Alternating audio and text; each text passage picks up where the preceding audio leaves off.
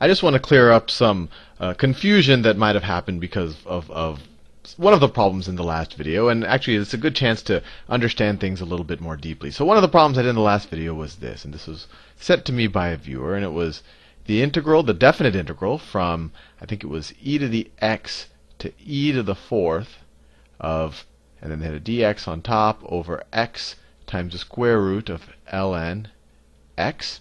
And another viewer pointed out something, and it's actually a really good point, that right here, I mean, I did this mechanically, and to some degree I got the right answer, where I just took the antiderivative of this, using u substitution, unwound the u substitution, and then evaluated kind of the antiderivative at this point and at this point.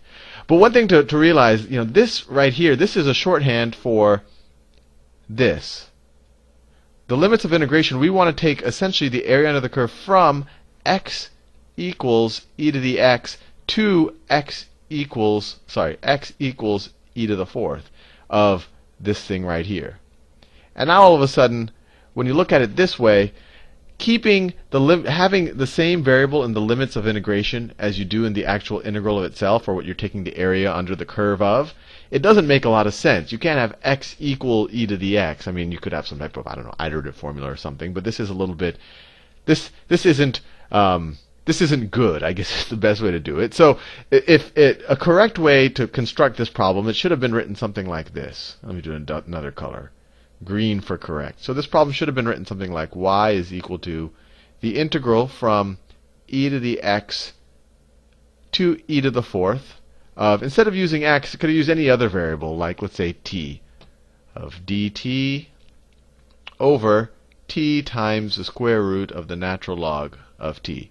And now you don't run this problem because you're running from the function that you're taking the integral of is defined in terms of t. So and then the boundaries are t is equal to e to the x to t is equal to e to the fourth. And now you don't run into this kind of weird defining a variable in terms of itself, and that to some degree that's not appropriate.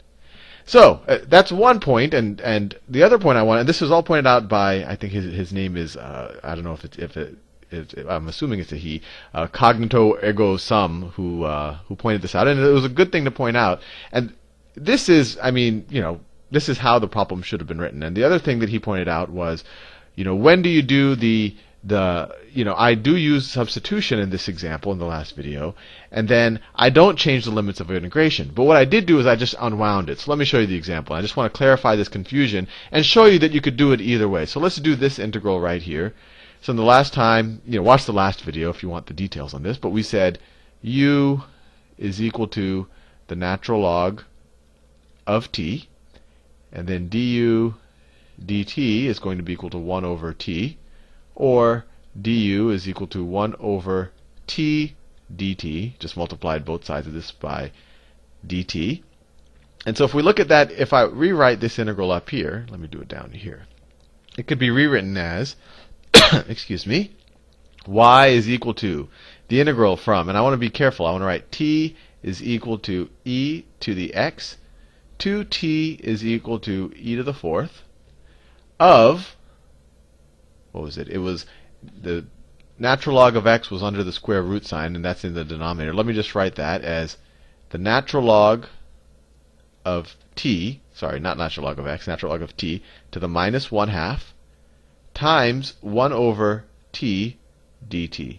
All I did is I rewrote this right here, right? I just said this is the same, the square root in the denominator, that's just natural log of t to the minus 1/2 times 1 over t, right? This is the same thing as 1 over t. And then you can put the dt out here, right? You're just multiplying them all. And so I just rewrote the equation right there like this. And now if we do the u substitution, this right here is our u. We said u is equal to natural log of t. Made that definition right there. And then du is sitting right here. So you get, this is du. And the way I knew that, and you should re-watch that video if you found this confusing, because I'm going a little faster because I just want to clarify some of the confusion that might be around kind of unwinding the substitution. But the way that I knew to do that is you have a function and you have its derivative sitting right here. So that's what tells you that this should be what u is equal to. But anyway, if you make the substitution, and this is key, you get y is equal to the integral from t is equal to e to the x to t is equal to e to the fourth. And we did our u substitution, u to the minus 1/2 du. And now there's two ways that you could think about this integral from here. You could just continue to take the antiderivative of this and then unwind the substitution, and that's what I did in the last video. So I'll do that first. And then the other option is to just change the limits of integration and essentially stay in the u world.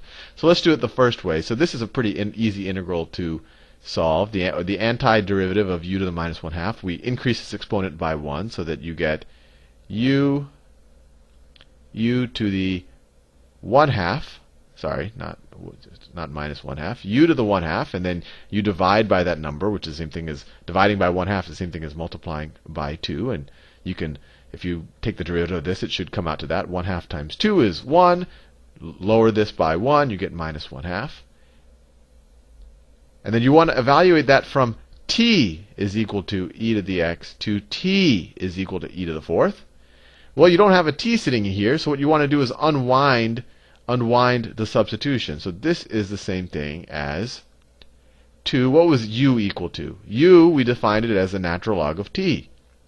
So it's 2 times the natural log of t to the 1/2, evaluated from t is equal to e to the x to t is equal to e to the fourth. And this is what I did in the last video. Now, an equally legitimate thing to do is you could have actually redefined the boundaries here in terms of u. So let me do that. I'll do that in purple. I don't want to lose this up here. So we could have said, we know that u is equal to the natural log of t, right? We know that u is equal to the natural log of t. That was our substitution. So when t is equal to e to the x, what is u equal to? So u would be equal to the natural log when t is equal to e to the x. E to the x, well, that's just equal to x.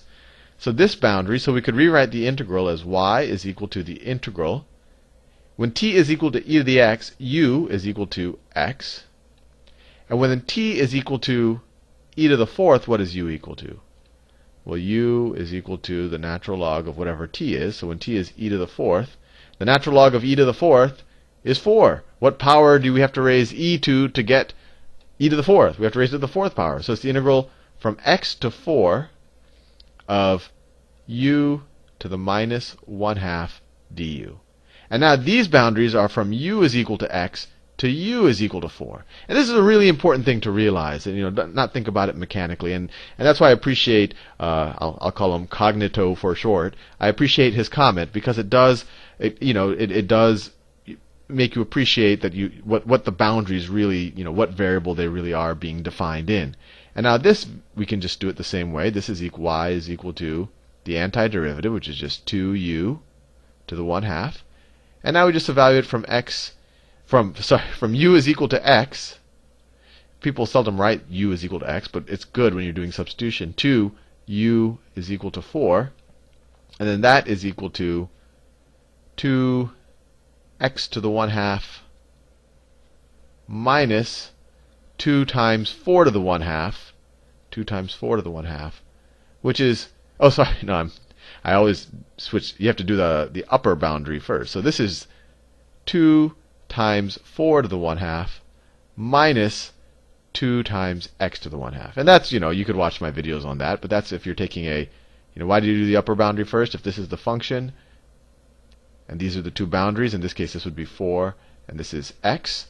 So when you take the integral to 4, you're kind of getting everything up to that point, and then you subtract out everything up to this point, because what you want to be left with is everything right there. And that's why you do that. So then this is, let's see, 4 to the 1/2, this is 2. 2 times 2 is 4, minus 2x to the 1/2. Anyway, I appreciate Cognito's comment there, and hopefully that clears up a little bit about indefinite integration. About definite integration using u substitution. And I want to point out, it doesn't matter what order you go in, and it really they end up essentially doing the same thing, just at slightly different stages in when you're evaluating the problem.